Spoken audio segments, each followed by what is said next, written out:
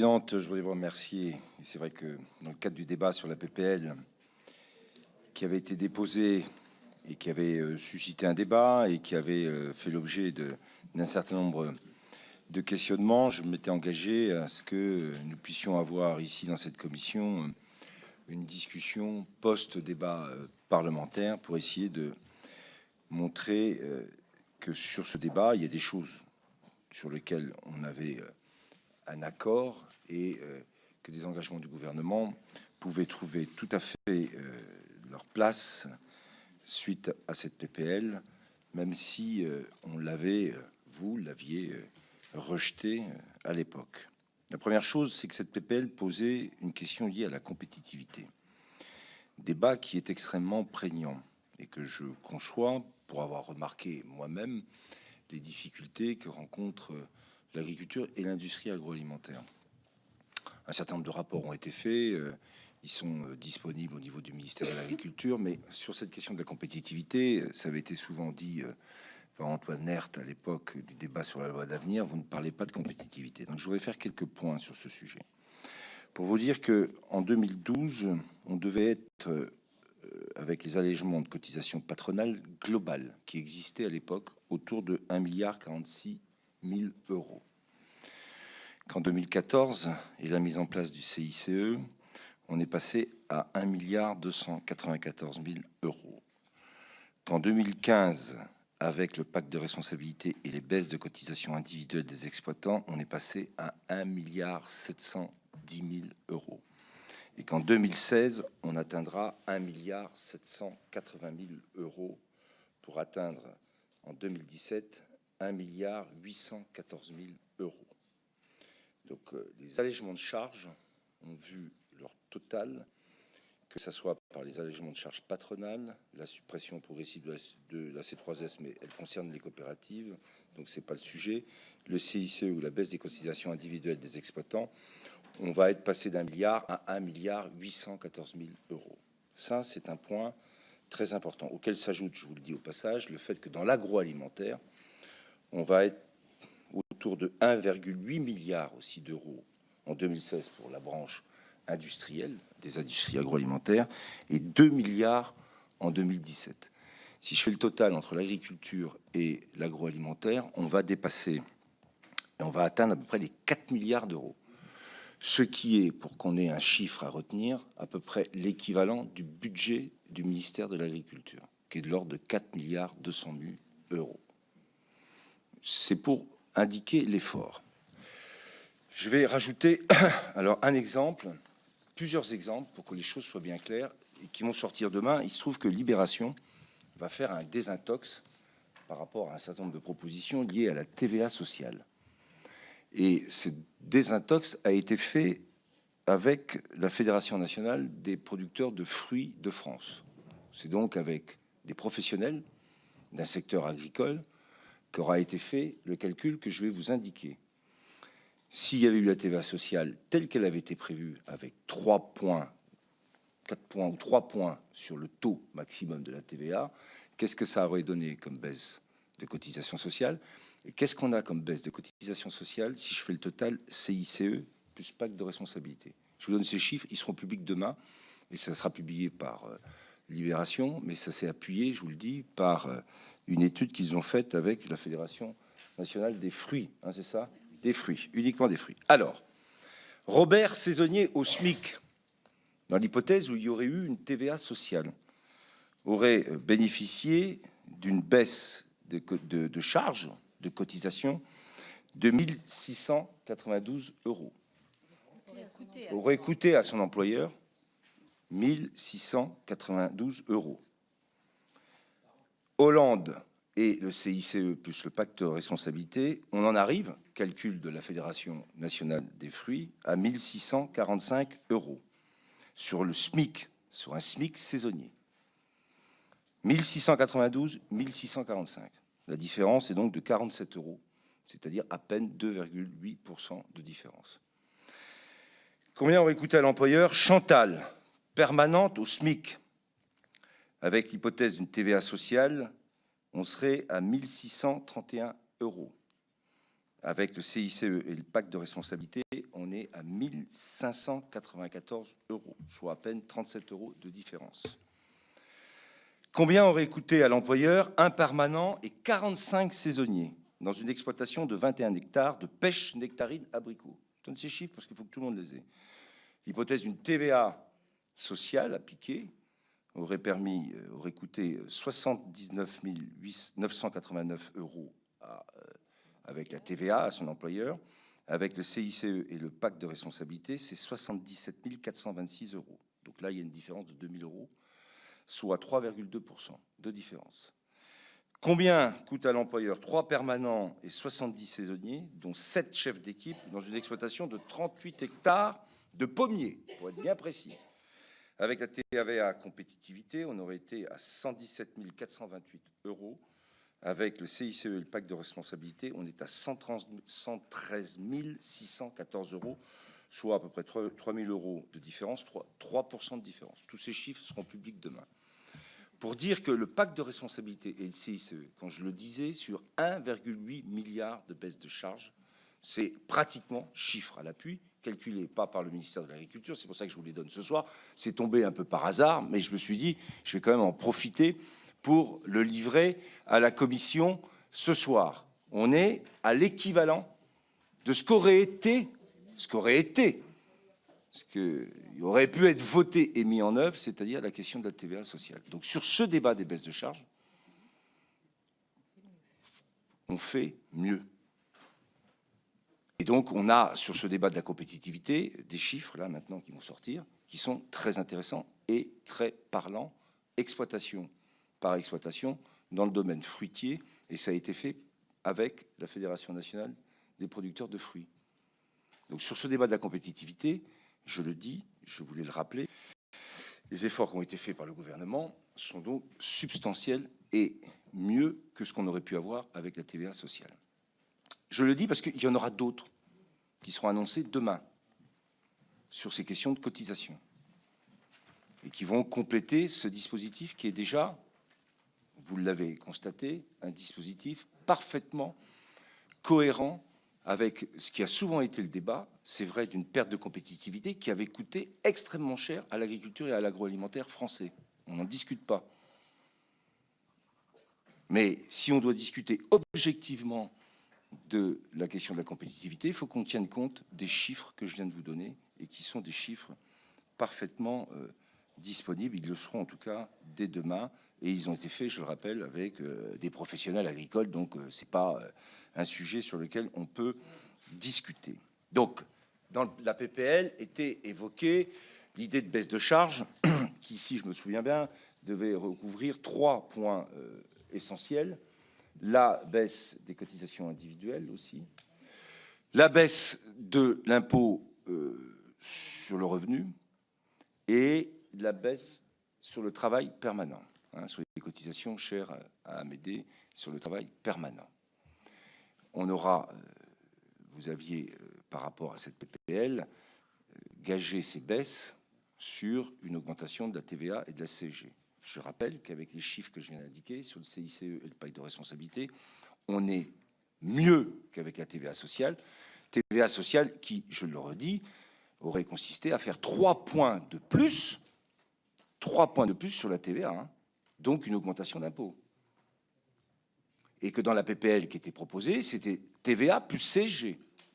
Ce qui, dans le débat sur les impôts, je ne vais pas y revenir, était quand même un sujet qui posait un certain nombre de problèmes. Le deuxième problème qui était posé par cette PPL, c'était le fait qu'on appliquait au travail permanent en agriculture, et uniquement en agriculture, ces baisses de charges, ce qui est contraire à la réglementation européenne, ce qui nous avait fait remettre en cause la proposition d'Amédée de Courson quand je suis arrivé, tout en préservant le travail saisonnier. Nous n'avions pas pu, avec ce que nous avions obtenu au niveau européen, l'étendre au travail permanent, mais le constat est là, les chiffres sont là. Et je le dis, ce soir, demain, le Premier ministre l'annoncera, il y aura à nouveau des propositions qui seront mises sur la table pour continuer ce travail qui était nécessaire, ça je le dis, et on peut avoir ce débat souvent entre nous, nécessaire parce que c'est vrai que la perte de compétitivité faisait qu'une partie de l'activité agricole et agroalimentaire française était en train de disparaître. Et il fallait bien agir dans ce domaine. C'était un sujet des débats sur la loi d'avenir. Ça a été un sujet lors de la PPN. On a là des éléments extrêmement significatifs. Je voudrais rajouter sur les autres points, sur la question de la simplification et du fameux moratoire sur les normes. Il y a Delphine Batho qui est ici ce soir. Je le dis de manière très claire, depuis que nous sommes arrivés en 2012, jamais il y a eu de surtransposition. Il faut que ça soit clair. Y aurait-il eu des applications de règlements européens? Oui, quand il s'est agi de régler le problème des zones vulnérables, sujet qui était en cours de justice au niveau européen avant que j'arrive et que j'ai été chargé de traiter, cette question sur la directive et l'application de la directive nitrate a nécessité de prendre un certain nombre de décisions, mais ce n'était pas de la surtransposition, c'était parce qu'on était en procès au niveau européen. J'ai été obligé, quand je suis arrivé, ça a été 1 an après, de prendre un certain nombre de dispositions pour essayer de se conformer à ce qui était le procès qui était fait à la France, pour essayer de caler les choses par rapport à une directive cadre sur l'eau qui date de 91, mais qui datait d'ailleurs avec un certain nombre de choses d'avant et pour laquelle il fallait se conformer. J'ai même été jusqu'à négocier des choses qui n'existaient pas et qui sont tout à fait utiles pour les éleveurs. Je pense en particulier à des choses qui sont extrêmement techniques, mais tout le monde les comprendra, sur la possibilité d'avoir un stockage des fumiers pailleux en plein champ, évitant ainsi aux éleveurs d'avoir à investir dans du béton pour pouvoir stocker des effluents d'élevage, puisque vous savez, quand vous êtes en zone vulnérable, vous avez des délais d'épandage qui nécessitent de pouvoir stocker. Ça a été obtenu dans le cadre des plans d'action et c'est très important. De la même manière que dans tout ce débat sur la question de l'azote et de la directive sur l'eau, on a mis en Bretagne en place, grâce à la loi d'avenir, sur l'expérimentation de ce qu'on a appelé l'azote total, un processus et un mécanisme qui fait que l'excédent d'azote organique peut être utilisé en substitution à l'azote minéral. Ce qui nous a permis, je le rappelle quand même, pour la première fois, et je le dis ici devant les Bretons, de sortir un certain nombre de bassins versants des zones d'excédent structurel. Ça n'avait jamais été fait. On l'a fait. De la même manière que sur les questions liées aux normes et aux ICPE, on a fait des propositions de simplification qui ne remettent pas en cause, là, pour le coup, les objectifs environnementaux, mais qui simplifient les procédures avec les procédures d'enregistrement, régime qui fonctionne dans le port aujourd'hui de manière extrêmement satisfaisante, pour ce que j'en ai comme retour des préfets en Bretagne en particulier. Cette procédure a prouvé son efficacité, ça a simplifié les mises en chantier, sans remettre en cause les objectifs environnementaux, et surtout, ce qui est très important, ça n'a pas suscité de recours, parce que c'était ça le risque. Ça n'a pas suscité de recours. Aujourd'hui, ça ne suscite pas de recours. Donc, on l'a étendu, vous le savez, aux volailles, et on va l'étendre à la viande bovine. C'est une demande très forte qui est faite par les professionnels, et ça sera fait pour faire en sorte que, dans ce domaine des ICPE, on ait l'ensemble des filières couvertes par cette procédure de l'enregistrement, vous savez, entre ce qui est la déclaration toute simple et l'autorisation qui nécessite une enquête publique. On a mis entre les deux une procédure d'enregistrement qui permet au préfet de mener sa propre enquête, de répondre aux injonctions et aux normes liées à l'environnement sans ouvrir d'enquête publique, ce qui fait gagner beaucoup de temps. Donc on a réduit les délais et c'est tant mieux. Et c'est en train de marcher. Et j'avais le préfet des Côtes-d'Armor. Je crois qu'en 2015, il y a eu plus de 90 dossiers d'enregistrement qui ont été déposés. 90 qui ont fait l'objet d'aucun recours et qui ont permis d'aller beaucoup plus vite dans la mise en œuvre de ces projets. On pourrait même essayer de faire des comparaisons. On a eu une mission avec un vice-président de la PCA qui est allé en Allemagne. Aujourd'hui, même si c'est toujours difficile à faire accepter, les délais officiels, parce qu'après, il y a tout un tas de domaines qui font qu'on peut toujours discuter, pour ce qui est de l'instruction des dossiers ICPE, sont 12 mois en France, 7 mois en Allemagne. Et les délais constatés, ça a été fait et par le ministère de l'Agriculture et de l'Environnement et la PCA et les professionnels. Les délais constatés sont d'environ 1 an en France jusqu'à 2 ans en Allemagne. Et surtout les coûts, parce qu'en Allemagne, il faut le savoir, les enquêtes publiques sont à la charge de ceux qui déposent les dossiers. Donc c'est vrai que les coûts sur les enquêtes publiques, eh bien, sont à la charge donc des exploitants agricoles, et là ils sont beaucoup plus élevés en Allemagne qu'en France. Sur ces points, il n'y a donc eu aucune surtransposition. Bien au contraire, on a cherché à simplifier des procédures dont tout le monde souhaitait la simplification. Et je vous le dis ce soir, on va terminer ce processus porc, volaille et viande bovine sur les procédures d'enregistrement. De la même manière, on a cherché aussi à simplifier et à coordonner les contrôles, sujet qui a été l'objet d'un rapport de Frédéric Massat, d'une DRAF, madame, et d'un président de chambre d'agriculture, qui a débouché sur le rapport. Et c'est la mise en œuvre aussi de cette simplification sur les contrôles avec la circulaire du Premier ministre qui date du 31 juillet 2015 et qui a repris, allez, à 95 ou 96% l'ensemble des préconisations du rapport. Madame la Présidente, vous avez été suffisamment convaincante avec les autres co-auteurs de ce rapport pour pouvoir faire en sorte que tout ça soit repris. Sur le plan de soutien à l'élevage, qui est un vrai sujet et qui fait l'objet de beaucoup de mobilisation des services, aussi des professionnels agricoles, puisque les cellules d'urgence qui ont été mises en place au mois de mars 2015 ont fonctionné au fur et à mesure que les plans se sont, comment dirais-je, complétés et où se sont ajoutées un certain nombre de mesures.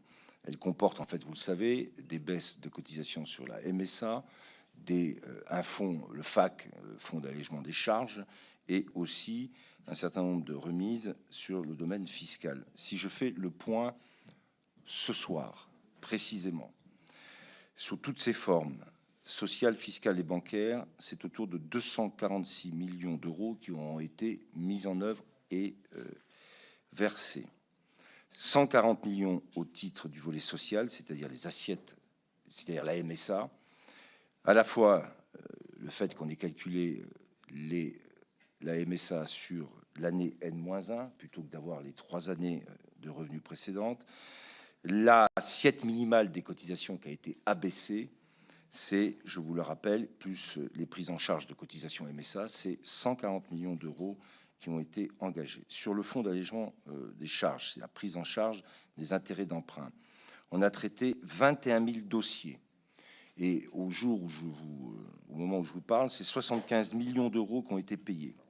Il y a un total de 40 000 dossiers qui doivent être validés, qui ont été validés par les cellules d'urgence. Donc vous voyez, on en est à la moitié, un peu plus de la moitié, et c'est 75 millions d'euros qui ont été versés. Donc il reste encore 75 millions d'euros à verser, ce qui fera 150 millions d'euros au total sur le FAC. Donc les enveloppes complémentaires ont été distribuées dans les départements parce que viendra s'ajouter ce qu'on avait prévu sur les 100 premiers millions, 50 millions d'euros supplémentaires. Et pour ce qui est des remises gracieuses au niveau fiscal, c'est-à-dire en particulier sur la taxe sur le foncier non bâti et les impôts directs, le total qui a été versé aujourd'hui est de 31 millions d'euros pour 70 000 dossiers déposés. Il reste donc, si je fais la liste de l'ensemble des dispositions, 165 millions d'euros à payer. 250 ont été versés, il en reste 165 millions d'euros à verser. C'est donc à peu près 400 millions d'euros qui sont liés aujourd'hui au plan soutien à l'élevage. Ça veut donc dire, si je regarde par exemple ce qui se passe pour la Bretagne, ça peut être considéré comme insuffisant, mais c'est 439 éleveurs porcins qui ont été validés via le FAC et la prise en charge MSA pour une moyenne d'aide de 15 000 euros par élevage. Et pour un éleveur laitier, c'est moins aujourd'hui, mais c'est autour de 5 000 euros d'aide qui ont été versés, FAC et MSA, pour ce qui est de la Bretagne. J'ai choisi la Bretagne puisque c'est un sujet qui concerne beaucoup de députés et qui connaît aujourd'hui, région qui connaît aujourd'hui énormément de difficultés. Sur le Conseil européen, pour y revenir rapidement, on a dit que la discussion qui avait eu lieu, d'abord, je le rappelle, a été obtenue à la demande de la France, puisque rien n'avait été prévu dans l'ordre du jour formel tel que ça avait été prévu par la présidence néerlandaise. Et quand j'ai eu le ministre de l'Agriculture néerlandais, je lui ai dit que c'était impossible d'avoir une réunion des ministres européens sans qu'on ait un point sur la crise qui sévit aujourd'hui en Europe et en France. Ce point a été fait de manière informelle, certes, mais pendant 2h30 au moment du déjeuner, ce qui a permis un tour de table assez large et qui m'a permis de mesurer les difficultés que rencontrent beaucoup de pays aujourd'hui. Ça a permis aussi au commissaire européen de considérer que la situation qu'il avait évaluée en septembre comme étant possiblement résolue avec les 500 millions d'euros, non résolue et bien plus profonde que ce qu'il avait lui-même anticipé, donnant à ce moment-là quitus au ministre français sur cette situation. Il a lui-même, je le dis quand même, suite à ce Conseil européen, il vient d'envoyer un courrier à tous les ministres de l'Agriculture pour que chacun puisse lui faire des propositions en vue du prochain Conseil des ministres de mars pour essayer de trouver des solutions nouvelles et innovantes au niveau européen, dans la mesure où aujourd'hui, je vous l'ai dit, je vais le répéter, cette crise, c'est une crise de marché massive avec un excédent d'offres, en particulier dans le domaine laitier, dans le domaine du lait, parce que le laitier, dans le domaine du lait et du cochon. Alors, ceux de cochon, c'était déjà un excédent d'offres qui existait, mais qui a été bien sûr renforcé avec l'embargo russe, sur lequel il y a un débat, et j'ai insisté dans le mémorandum que j'ai déposé sur la levée de cet embargo, mais qui est venu rajouter autour, déjà dans une situation qui était dégradée, et on est aujourd'hui sur le porc à 200-250 000 tonnes. Le porc en excédent à peu près à l'échelle du marché européen. Et si je prends le marché, plus les potentiels d'exportation. Sur le lait, c'est encore pire, pour la simple et bonne raison que, alors que le prix est déjà bas à l'échelle mondiale, on a un processus en Europe qui est totalement destructeur. C'est-à-dire que plus d'une dizaine, une quinzaine de pays continuent à augmenter leur production laitière. Et avec des stratégies qui sont toutes affichées et qui font que cette production laitière s'emballe. Et le processus est d'autant plus terrifiant, c'est que plus les prix sont bas, plus certains pensent que c'est en faisant du volume qu'on va pouvoir compenser la baisse de prix. Mais plus vous augmentez la production, et plus vous risquez de continuer à faire baisser les prix. On est donc dans cette phase-là où la discussion que j'ai eue au Conseil des ministres a été de dire ça ne peut pas continuer comme ça. Alors je sais que les instruments qu'il y avait de disponibles aujourd'hui, il n'y en a plus, puisqu'il n'y a plus de sanctions au dépassement des quotas, puisqu'il n'y a plus de quotas. Donc on est vraiment dans une situation où là, il va falloir qu'on essaye de trouver des solutions, pas faciles, pour essayer de remettre un peu de régulation, de maîtrise, pour essayer d'envoyer un signal, pour éviter qu'on continue à accroître la production, alors avec des perspectives sur le marché international, en particulier sur le marché chinois, qui ne sont pas là, ou plus à la hauteur de ce qui était anticipé il y a encore quelques temps. Et c'est pas moi qui le dis, c'est l'Observatoire européen du lait qui l'a dit, que la situation n'était pas tenable. Donc j'ai essayé de rappeler et de faire en sorte qu'on ait sur ce sujet une discussion qui soit extrêmement claire avec tous les pays européens. J'ai bien constaté d'ailleurs, et ça a été le cas d'une douzaine de pays, que la situation sur le lait en particulier était partagée et qu'il y avait des inquiétudes partout. Je fais la liste: Allemagne, Italie, Pologne, Belgique, Portugal, Irlande, Roumanie, Bulgarie, Lettonie, Slovaquie, Slovénie, Chypre. Alors Chypre, plus petit. C'est des pays qui se sont très clairement exprimés avec beaucoup d'inquiétude, et sur l'Espagne et sur la Pologne de manière extrêmement virulente, puisque eux connaissent des difficultés très importantes. À partir de là, le commissaire a bien compris la situation, je vous l'ai dit, puisqu'il avait indiqué, et il l'a indiqué dans sa conférence de presse, qu'il avait retenu l'analyse que j'avais faite, et je l'avais faite en septembre. Contrairement à ce qu'il avait dit, je lui ai dit non, je ne crois pas qu'en septembre ça soit réglé. Et à partir de là, il va travailler sur les propositions que nous avions pu faire, et il a demandé à tous les États de lui faire d'autres propositions. On en fera d'autres. On n'est pas avare de ce côté-là de pouvoir fournir des propositions. Sur la question du porc, je vous l'ai dit, le sujet que j'ai évoqué, c'est celui, bien sûr, de l'embargo. Alors, ça ne dépend pas, là, soyons honnêtes, du commissaire européen à l'agriculture. Ça dépend de celui qui est en charge du commerce, mais ça sera rappelé, et on va essayer de faire bouger sur ce sujet les lignes. Quel est le sujet, pour qu'on soit très clair entre nous? C'est que les Russes, aujourd'hui, quand ils ont mis en place leur embargo sanitaire, je ne parle pas de l'embargo diplomatique, ils l'ont mis suite à un problème de peste porcine africaine qui avait été détecté dans les pays baltes. Et ils ont considéré qu'à partir de là, ils pouvaient mettre un embargo qui était déjà d'ailleurs en partie une manière d'anticiper ce qui allait se passer en Ukraine quelques semaines après, sûrement. Je dis ça, mais je n'ai pas d'informations plus en avant sur le sujet. Mais en tout cas, c'est cet embargo qui existe aujourd'hui. Ils sont prêts à discuter, les Russes, de la levée de l'embargo, sauf qu'ils ne veulent pas que cet embargo, cette levée de l'embargo, concerne des pays dans lesquels il y a cette fameuse peste porcine africaine. Ce qui exclut un certain nombre de pays liés à la frontière avec la Biélorussie et en partie la Russie.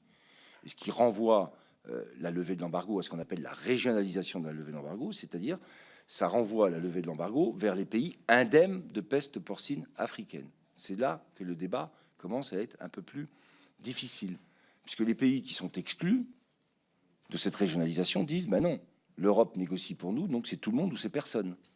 Et il faut qu'on arrive à faire accepter l'idée toute simple que ça peut ne pas être tout le monde, mais ceux à qui ça profitera à tout le monde, parce que moins il y aura de produits de porc sur le marché européen, puisqu'il y en a une partie qui partira sur le marché russe, ça sera pour tout le monde un bénéfice par rapport à la situation qu'on connaît sur le marché européen aujourd'hui.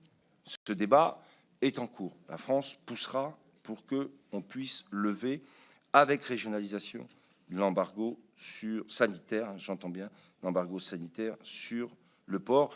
Et j'ai redemandé, bien sûr, des mesures de stockage privé, que ce soit pour le lait, que ce soit pour le porc, même si, je le rappelle, je suis, en tant que ministre, bien placé pour les demander, sachant que la France et les opérateurs français, bretons en particulier, ont été ceux qui ont eu le recours le moins important sur le stockage privé. Le moins important, pour des raisons, on pourra en discuter, mais qui font que quand l'Allemagne et l'Espagne, à elles deux, ont stocké plus de 40 000 tonnes de porc, nous, on en a stocké à peine 2 000. Il y a des explications à tout. J'en ai sur cette question comme sur d'autres. Ensuite, on a le débat sur les prix, qui là porte sur les négociations commerciales avec la GMS. Les pressions, je l'avais rappelé à l'Assemblée tout à l'heure, ont été exercées sur l'ensemble des négociateurs de ces box de négociations commerciales, dans lesquelles il se passe plein de choses, pas toujours d'ailleurs réglementairement acceptables, d'où la perquisition qui a eu lieu chez un grand distributeur et qui, me semble-t-il, d'après ce qu'on peut en savoir, devrait déboucher sur des sanctions. Ça veut dire que les règles n'ont pas été respectées. Et il faut qu'on fasse respecter les règles de ces négociations. Et avec un message très fort sur le fait qu'on ne pouvait pas continuer à engager ces négociations avec l'idée qu'on allait, ce qu'on entendait, déjà débuter les négociations avec des baisses de prix. Alors qu'il faut qu'on tienne compte de la situation. Et que dans l'élevage en particulier, ces négociations fassent qu'on maintienne des niveaux qui avaient pu être constatés l'année 2015, ça serait déjà le mieux et le moins pire. Mais c'est ce qu'on a fait passer comme message. Et avec les contrôles renforcés qui ont été annoncés par Emmanuel Macron et qui ont débouché, je vous l'ai rappelé, par une perquisition. Je rappelle aussi que les sanctions dans la loi Macron, pour tous ceux qui risquent de dépasser ou de ne pas respecter les règles, sont renforcées puisqu'ils peuvent atteindre jusqu'à 5% du chiffre d'affaires. Mais je le dis dans ce domaine, grande distribution et industriels ont tous une part de responsabilité. Et il faut qu'ils l'assument ensemble. Dans ces box, c'est eux qui négocient. Et c'est eux qui doivent assumer la part de responsabilité qui leur revient vis-à-vis des producteurs, vis-à-vis des éleveurs. J'ai pu noter qu'un certain nombre de enseignes avaient fait des communiqués pour indiquer qu'elles étaient tout à fait disposées à maintenir les niveaux des prix de l'an dernier, en particulier une grande enseigne qui concerne souvent la Bretagne.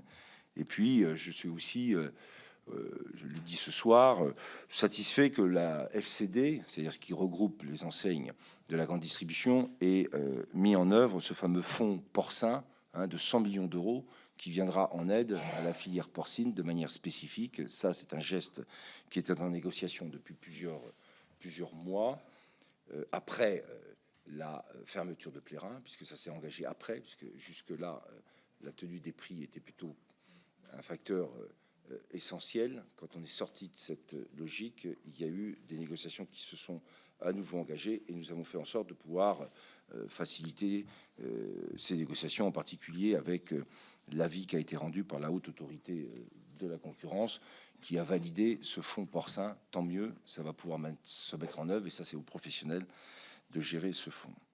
Mais par rapport à cette question des négociations commerciales, je vous l'avais dit, il y a un sujet sur lequel on va être extrêmement... on a exercé avec Emmanuel Macron une pression amicale. On a un véhicule législatif, c'est la loi Sapin 2. Et on a indiqué à tous les acteurs de ces négociations, industriels et grands distributeurs, qu'on ferait une réunion post-négociation commerciale, c'est-à-dire après le salon de l'agriculture au mois de mars, pour voir s'il y a des propositions concrètes qui peuvent être faites. Sinon, on renverra à la loi les solutions pour faire en sorte que dans ces négociations entre grands distributeurs et industriels, on intègre bien les conséquences des négociations pour les producteurs, c'est-à-dire en termes de prix. Ce qui, bien sûr, a tout de suite fait lever dans la réunion que nous avions les participants pour dire non, surtout faites pas ça, ne revenons pas à l'ère soviétique. Bon, mais si on veut pas revenir à l'ère soviétique, il faut que chacun se mette bien au clair et que chacun nous fasse des propositions, parce qu'on ne pourra pas continuer à l'ère non plus totalement libérale, puisque dans un cas comme dans l'autre, on voit que ça fonctionne pas. Donc la menace est très claire, et je vous l'avais dit dans le débat. Deuxième point, on aura aussi à intégrer la question de la non-cessibilité des contrats laitiers. Ça, c'est un débat qui est venu au Sénat.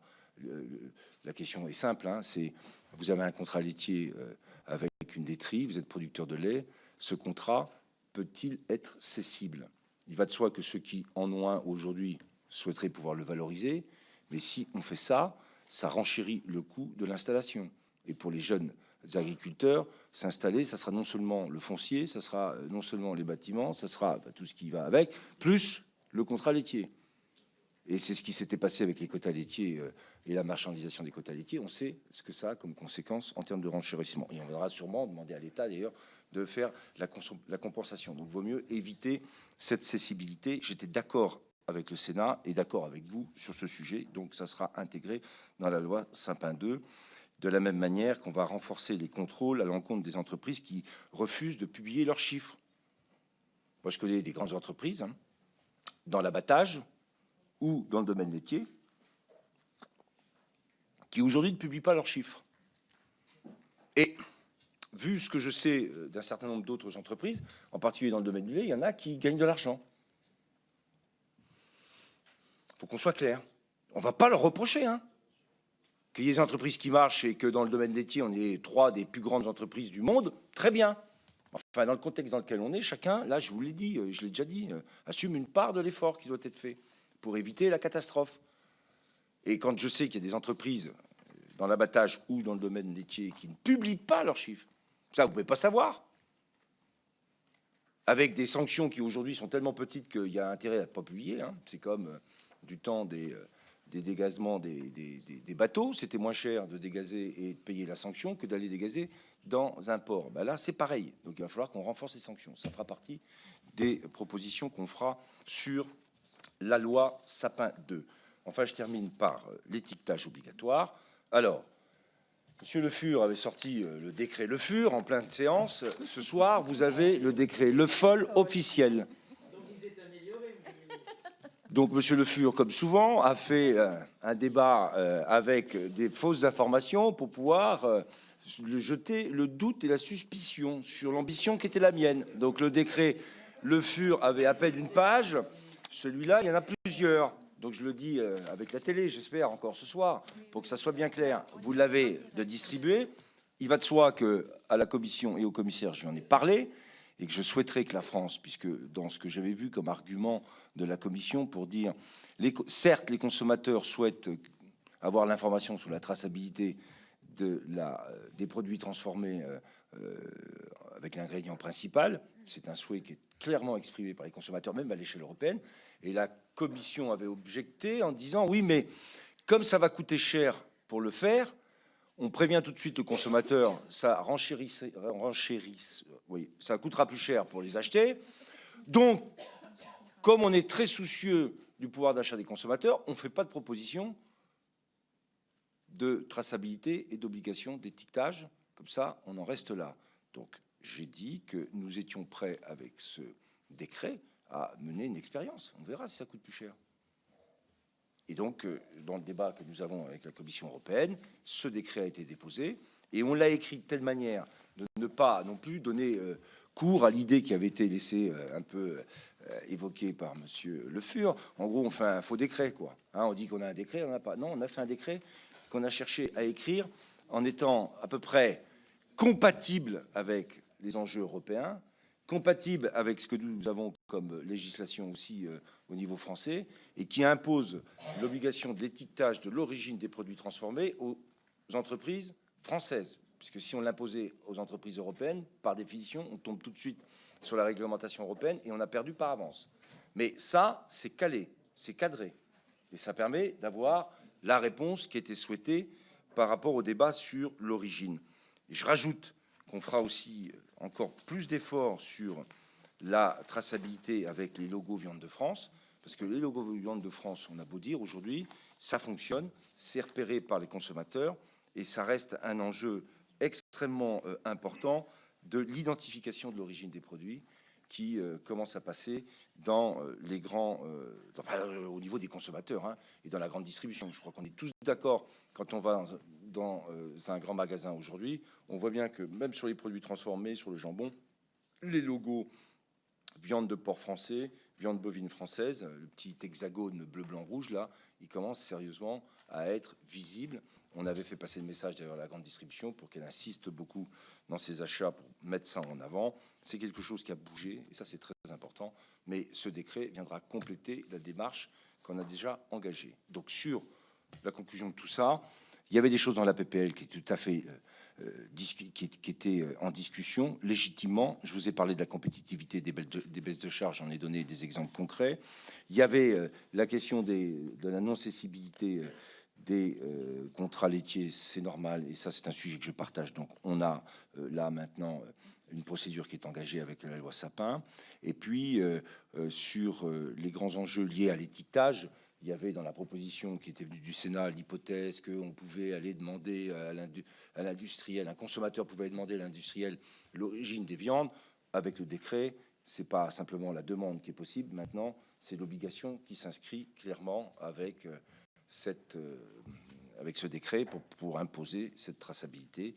Donc je pense que ce débat il a été utile et qu'il y aura d'autres propositions encore demain qui viendront compléter sur la baisse des charges ce que je vous ai dit et qui font qu'on a là un dispositif global qui répond, je le crois, mais qui répond, je le crois, à une partie du problème qui est posé. Parce que le reste, c'est qu'on est dans une situation où les prix sont bas.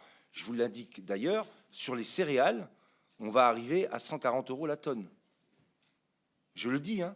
Et c'est pas le ministre hein, qui a décidé de ça. Hein. Je le répète aussi pour ceux qui auraient tendance à dire et qu'est-ce qu'il fait le ministre hein, au lieu de faire le porte-parole, il devrait s'occuper du prix des céréales. Ça y est, ça a baissé. Et c'est pas ma responsabilité. Hein. Mais on est 140 voire en dessous. Voilà. Merci, merci Monsieur le Ministre. Plus de 15 parlementaires inscrits qui souhaitent prendre la parole. Un de plus. Donc je donne la parole